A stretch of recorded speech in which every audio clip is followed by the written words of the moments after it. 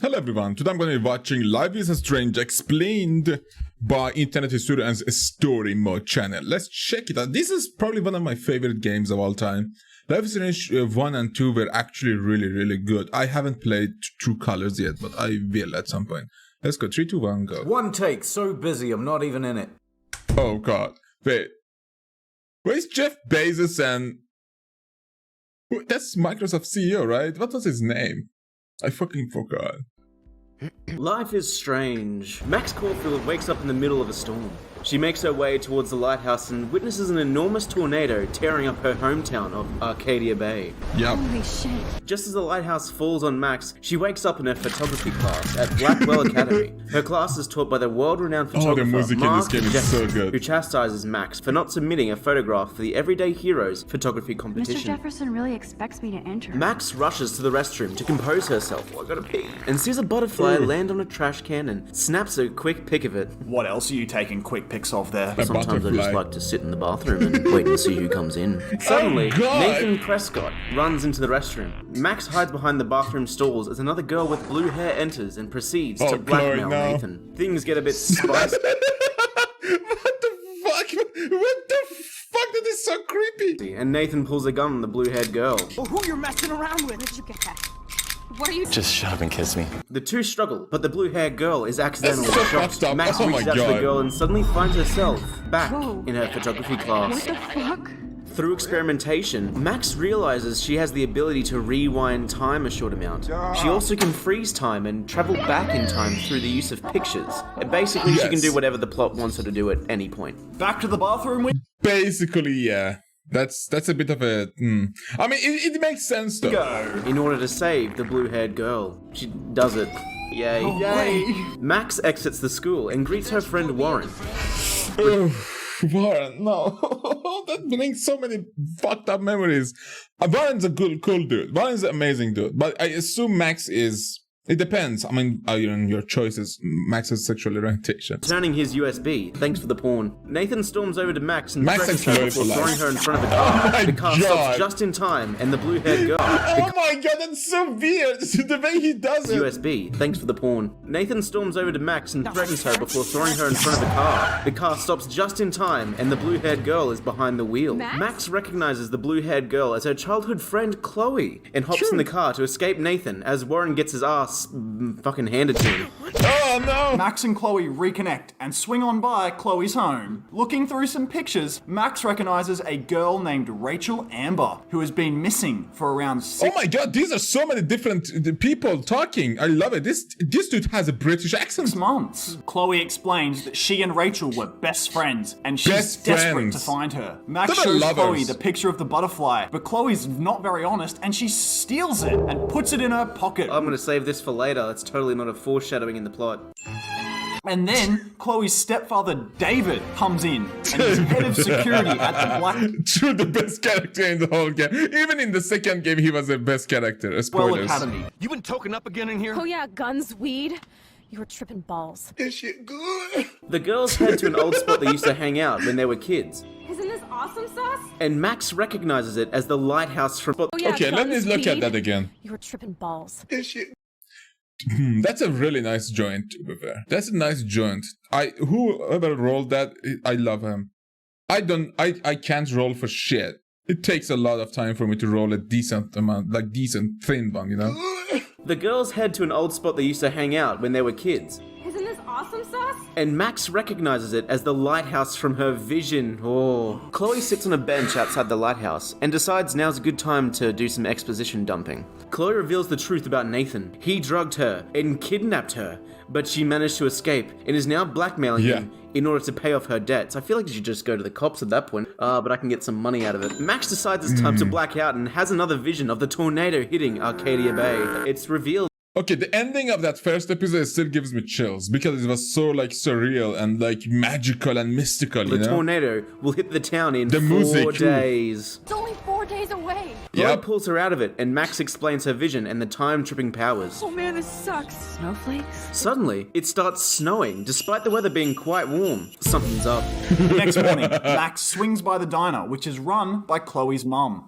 Nice try, Nancy Drew. She proves to Chloe that her powers are totally legit. Amazeballs. and Chloe leads her to a super secret lair. hangout spot, a junkyard. It represents me. Chloe reveals a shit. gun to Max, and the two proceed to shoot some no. bottles and mess with the fabric of space and time using Max's powers. Just for shooting.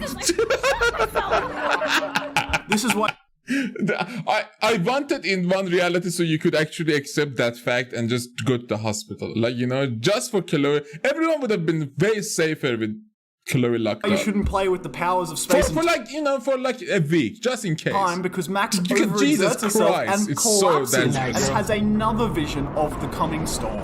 She shakes it off and grabs a firearm to take a crack at the bottles. Suddenly, a shady-looking dude strolls Oh, up. this It's Frank motherfucker. Bowers, the friendly neighborhood drug dealer. Can I sell you some He's a good guy Frank too, to be threatens Chloe fair. as she It's owes so him weird. money, and Chloe notices Where he's did wearing you an get that armband bracelet? that belongs to Rachel Amber. Things spice up, and Max pulls a gun on Frank, who simmers down and saunters off. The pair head back to Blackwell Academy, where Max sees a fellow student, Kate Marsh, is extremely Oh, upset Kate. after talking to Oh, the my teacher, God. Mark Jefferson. My heart. Max's class is interrupted, as something is happening at the school dorms. When isn't there? Yo, some crazy shit is going down at the girls' dorm. Max arrives just in time to see Kate throw herself off the roof of the dorms.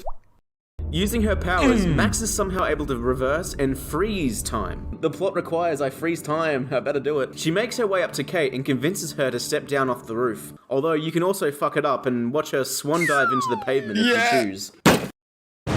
Oh my god, I appreciate these edits, but Jesus Christ, that was a very fucked up moment. I literally was crying and screaming, researching how to save her. Because I didn't pay attention. I didn't know I should fucking remember Jesus book, Bible, and shit like that. That night, Chloe and Max break into the school. They head into the principal's office and start snooping. The pair find files showing weird drawings by Nathan Prescott, which mention Rachel Amber and the dark room. After all that snooping and sneaking, they decide it's a good time to go for a swim in the school's pool, Cowabunga! and are nearly caught by Chloe's stepfather and head of security, David. The girls manage to slip out and crash at Chloe's house. At breakfast, Chloe's mum gives Max a photo of the girls when they were younger Wowzer.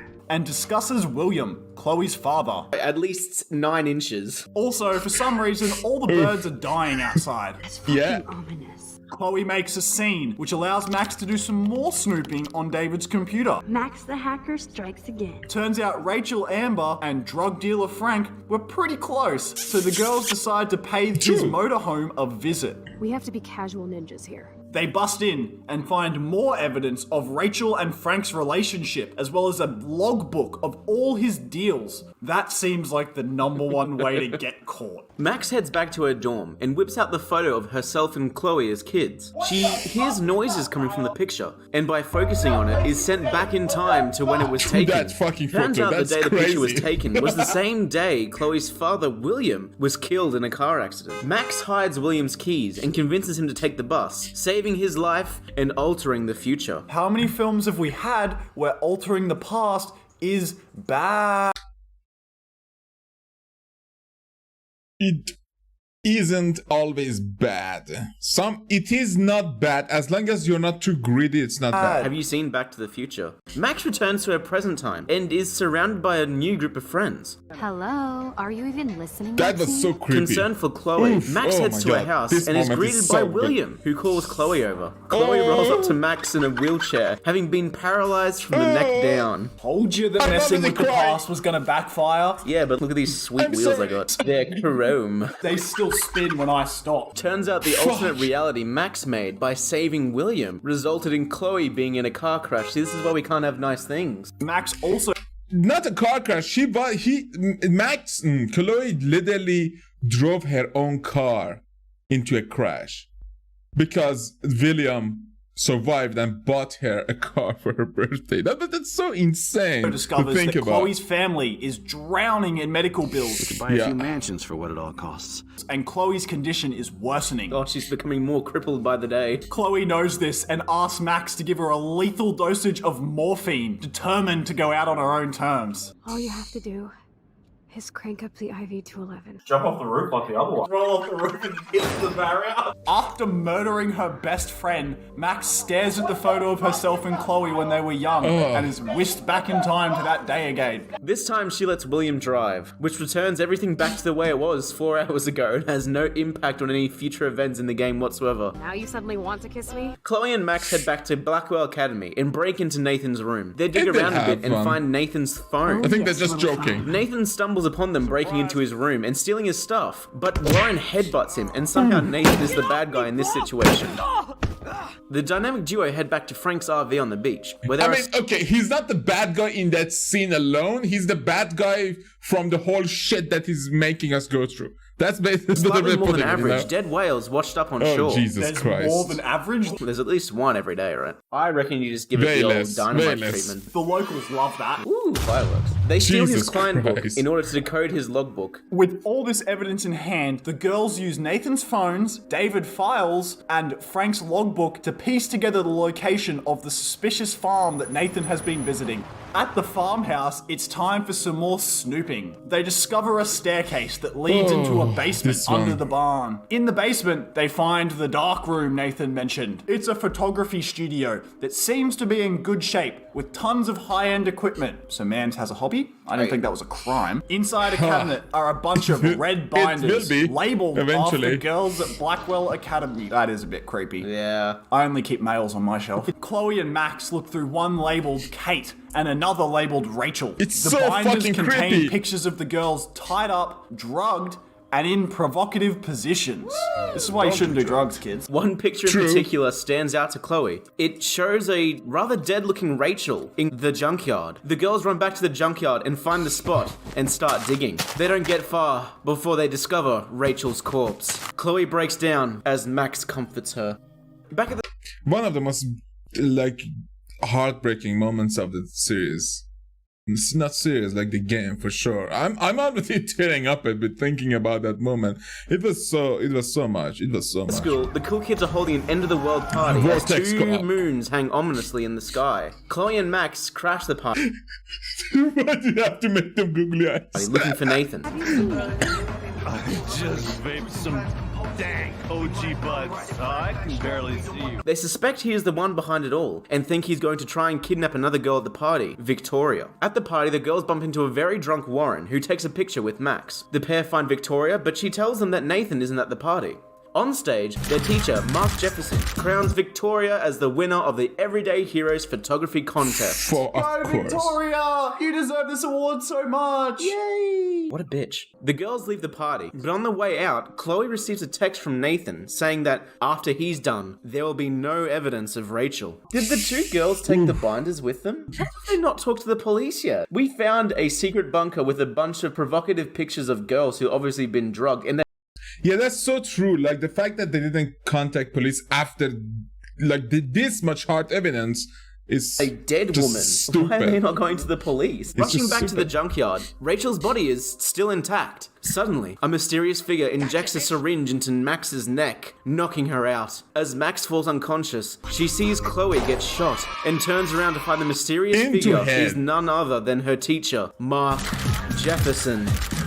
yeah, Max that wakes up in the motherfucker. dark room under the barn. She learns that Nathan was Jefferson's protege and accidentally gave Rachel an overdose. Nathan was about to break, so Jefferson killed him and plans on using him as a scapegoat. What a dick. Jefferson throws Max's journal at her feet, and she uses a picture taken in her class to travel back in time. The eyes are the windows to the soul, which are the windows to the mind, which are the windows. She warns David that Why Jefferson don't is a you tie sick them? son of a bitch and hands Jefferson her photograph for the Everyday Heroes contest. Max jumps back to the present. Jefferson has been arrested, and Max has won the Everyday Heroes competition and gets to visit San Francisco to have her Oh, picture yeah. displayed alongside the other winners. Aren't you forgetting something? I While know, at the I know. gallery, Max has another vision of the storm. Yep, Max a rings storm's Chloe still and fucking finds out that coming. nothing has changed, and now the tornado has reached Arcadia Bay. Max finds her winning picture and using it, goes back in time and tears it up, hoping that will stop the impending doom. Sorry, San Francisco. Chloe comes first. After she tears up the picture, she's flung back into the present. She and doesn't wakes have. Oh my god, yeah, because she doesn't have a vehicle. up in the Oh, dark this room is again such a with good Jefferson look. standing above her. Just as Jefferson is about to give Max a lethal dose, David shows up and beats Jefferson down. You motherfucker. Max realizes that Chloe is still dead in this timeline. So she calls Warren to ask for the picture she took the other night at the party. Max steals Jefferson's car and heads into town. The tornado is right by Arcadia Bay, and Warren is bunkered down in the diner, run by Chloe's mum. Max uses Warren's photo to travel back to the night of the party and warns Chloe about what will happen if they go to the party. Max convinces Chloe to leave Jefferson and let David take him in. Yes. Max is flung back to the present and stands with Chloe at the edge of the water, looking out towards the approaching tornado. The girls head for the lighthouse, but Max passes out. Again. She has a long and convoluted dream recapping the game's story. Here's some extra padding for you. Enjoy. You're a real woman, not a little girl like Max. Max wakes up with Chloe at the lighthouse as the tornado is just about to hit Arcadia Bay. Max realizes that the storm is a manifestation of her messing with time. My storm! And it's all her fault that everyone is going to die. Yeah, sure. I get it. Chloe realizes that That doesn't make any sense whatsoever. Like, chain of events that the butterfly moving here might cause a storm there happens over like 1,000 years or like 1,000,000 years. It doesn't happen instantaneously because that's an impossibility. everything started the day she was supposed to be shot by Nathan in the school bathroom. She gives Max back the picture of the butterfly Max took while in the bathroom. Seems she was just carrying that around in her back pocket for a week. Max has to make a final choice.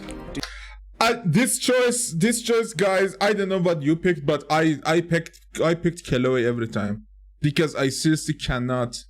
I'm an emotional guy. When I have a choice between a town or my best friend, I choose my best friend every time. Always. There is no. I don't think logically when it comes to human, like, because the depth of the love doesn't change the fact that there's so many people here are going to die. There's just one person. The thing is, we never know that those people are going to survive the next day, so I'm going to just choose Chloe every She time. go back in time and allow Chloe to die in the bathroom, resetting everything that has happened and saving everyone in Arcadia Bay? Or does she tear up the photo and sacrifice an entire town for one person named Chloe? So wait, the entire game is basically do all this shit, and if you choose option A, none of it ever actually happened and it doesn't matter. Or option B, where even though you chose all of this stuff, everyone's gonna die anyway, so it doesn't matter. She can't do anything when she goes back in time. She just has to kind of let things play out. So she has to let Chloe die, she has to let Kate die, and she has to let Jefferson get away with it. You don't have to let Kate die. Kate's death is preventable. Because Max basically goes to the roof. Oh, she uses her powers. Oh no, that's fucked up. She uses her powers. Fiddling around with the girls. Yes, this whole game has really been an exposition into how terrible the world is and how little you can do about it. The true loser was the player all along. Shit. Oh, that was it? Oh, come on. There is so much more. So much more. The song at the end when they are praying Chloe. Man. It's okay. It's this. To be fair, they made so many unnecessary jokes, and I was tearing up just looking at those characters again. This game was like a very nice, like, very, like, you know, it's very heartfelt. It's very heartfelt and it's heavy in so many of its like aspects and avenues that it just explores here and there. Just like drug abuse is one of them. Suicide, extreme religiosity, like just the high school bullying and bullshit like that. Guns, basically. That was one of the main themes. But yeah, thanks for watching. See you later.